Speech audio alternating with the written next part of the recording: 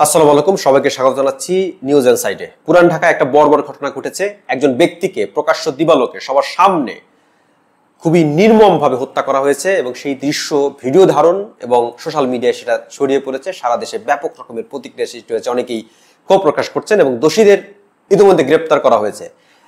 Doctor Mohammad Yunus সরকার দায়িত্ব নেওয়ার পর এই ধরনের ঘটনা কিন্তু নতুন নয়। প্রতিটি হত্যাকাণ্ডেরই কিন্তু বর্বরতার চিত্র আমরা খেয়াল করি, যে যখন ভিডিও ধারণ করা হয়, যখন ভাইরাল হয়, তখন এটা নিয়ে খুব শোরগোল পড়ে। কিন্তু সব হত্যাকাণ্ডই কিন্তু খুব নির্মম। ঢাকা শহরে সাম্প্রতিক মাসগুলোতে যে পরিমাণে অরাজকতা চলছে, একটা দেশের রাজধানী শহর যেখানে কিনা ধরে নিতে হবে যে সবচেয়ে সভ্য মানুষজন বাস করে, সেই শহরের মধ্যে, শহরের বুকে এই ঘটনা ঘটছে। অনেকেই ক্ষোভ প্রকাশ করছেন যে এই যারা হত্যা করেছে তাদেরকে খুব নির্মম শাস্তি দিতে হবে, তাদেরকে কঠোর শাস্তি দিতে হবে, এবং সে শাস্তির চাইতে গিয়ে অনেকেই আবার বিচার বহির্ভূত হত্যাকাণ্ডের প্রসঙ্গ সামনে আনছেন।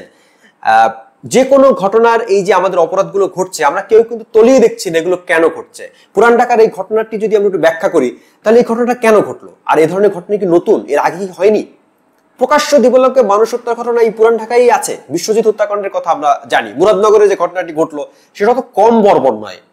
তো প্রতিটি, কিন্তু এই ঘটনা বিশেষভাবে আমাদেরকে বেশি ভারাক্রান্ত করেছে এ কারণে যে একেবারে বর্বরতার চূড়ান্ত রূপ আমরা দেখলাম, যে একজন মানুষকে হত্যার পর তার বুকের উপর উঠে আপনি লাথি মারছেন, বুকের উপর পা দিয়ে পাড়া দিচ্ছেন, তারপরে কংক্রিটের টুকরো বা পাথর দিয়ে তাকে থেতলে দিচ্ছেন।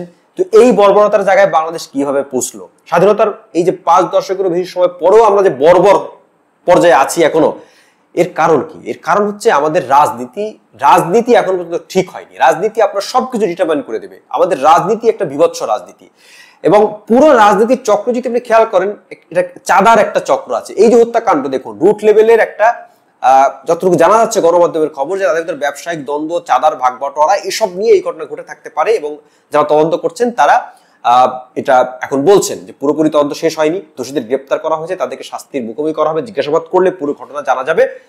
তো কি জানা যাচ্ছে? যারা এই ঘটনায় জড়িত তারা একটি রাজনৈতিক দলের কর্মী বা নেতা, এবং যিনি হত্যার শিকার হয়েছেন তিনি একটি রাজনৈতিক দলের কর্মী ছিলেন। এবং ইতিমধ্যে যাদের গ্রেপ্তার করা হয়েছে তারা বিএনপি সহযোগী সংগঠন যুব দলের তারা সঙ্গে সংশ্লিষ্ট, এবং বিএনপির পক্ষ থেকে খুব কড়া স্টেপ নেওয়া হয়েছে, তাদেরকে আজীবন বহিষ্কার করা হয়েছে দল হিসেবে। তারা বলছে যে এই অপরাধীদের দায়ভার দল নেবে না। খুবই ভালো স্টেপ, কোনো সন্দেহ নেই। এবং আইন শৃঙ্খলা বাহিনী এবং দেশের যারা প্রশাসনে মানে এই সংশ্লিষ্ট যারা দায়িত্বে আছেন তাদের প্রতি আহ্বান জানানো হয়েছে যাতে করে বিচারিক প্রক্রিয়া ঠিকঠাক মতো এগোয়, কোনো ধরনের হস্তক্ষেপ বা চাপ বিএনপির পক্ষ থেকে দেওয়া হবে না, এটা স্পষ্ট করা যায়। খুবই ভালো ইঙ্গিত বা একটা দলের ভূমিকা হিসেবে ঠিকই আছে এটা। কিন্তু এই ঘটনাগুলো ঘটার যে মূল কারণ, সেই মূল কারণে কি মনোযোগ দেবে দলগুলো? এই চাঁদাবাজি নিয়ে যে ঘটনা ঘটিয়ে চলেছে, এর মধ্যে খুলনায় একটা ঘটনা ঘটেছে একই রকম। বাড়ির সামনে এক যুবদল নেতাকে হত্যা করা হয়েছে, তার পায়ের রক কেটে দেওয়া হয়েছে। তো এই ঘটনাগুলো তো সারা দেশ জুড়েই ঘটছে, এবং দুঃখের বিষয় হচ্ছে যখন ভাইরাল হয়, ভিডিও ভাইরাল হয়, তখন আমরা নড়ে চড়ে বসি, আমরা বুঝি যে এটা একটা বড় ঘটনা। এই ঘটনা যখন ঘটলো এরপর কিন্তু 2 দিন পর এটা প্রকাশ্যে এসেছে, সামনে এসেছে। কেন? কারণ ভিডিওটি ভাইরাল হয়েছে। নয়তো এটা একটা সিম্পল মার্ডার হিসেবে দেখা হতো। মার্ডার কেউ আমরা সিম্পল জায়গায় নিয়ে গিয়েছি।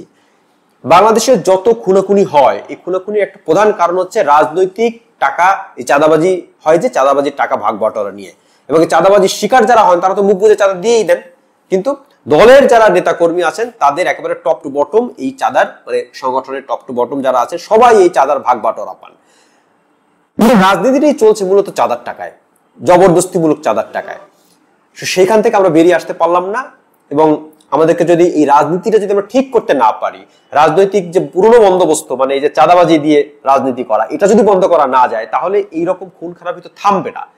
এবং যত খুন খারাপি হয় সবগুলো এরকম বর্বরই, কোনোটা আমাদের সামনে আসে, কোনোটা আমাদের সামনে আসে না। ধরুন এই ঘটনা যদি ভিডিও ছড়িয়ে না পড়তো, তাহলে কি আমরা বুঝতে পারতাম যে এই ঘটনাটা কতটা নির্মম? সোশ্যাল মিডিয়ার কারণে বা কোনো একজন ভিডিও করেছেন, সেই ভিডিওটি ছড়িয়ে পড়েছে। তো এরকম অনেক সময় হয় যে সিসিটিভি ফুটেজের ভিডিও অথবা কেউ মোবাইল দিয়ে ভিডিও ধারণ করলে পরে সেটা সামাজিক যোগাযোগ মাধ্যমে যখন ভাইরাল হয়, মুরাদনগরের ঘটনা বলতে পারি আমরা, সেখানেও যদি ভাইরাল না হতো, কেউ ভিডিও ধারণ না করতো বুঝে না বুঝে, তাহলে সেই ঘটনাও তো আমরা অতটা কেয়ার করতাম না।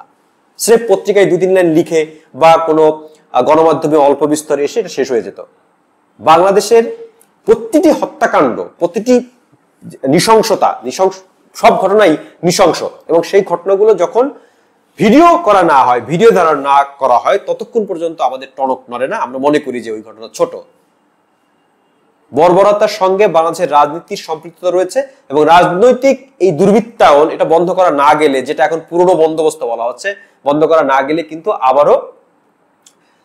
আবারও সেই আগের মতো পরিস্থিতি হতে পারে। সবার আগে এগুলোকে বন্ধ করতে হবে এবং সেটাই হবে আমাদের আগামী দিনের পথ চলার জন্য সবচেয়ে ভালো পদক্ষেপ।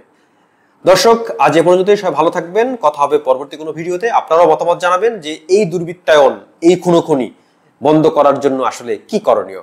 সবাই ভালো থাকবেন। কথা হবে নতুন কোনো ভিডিওতে।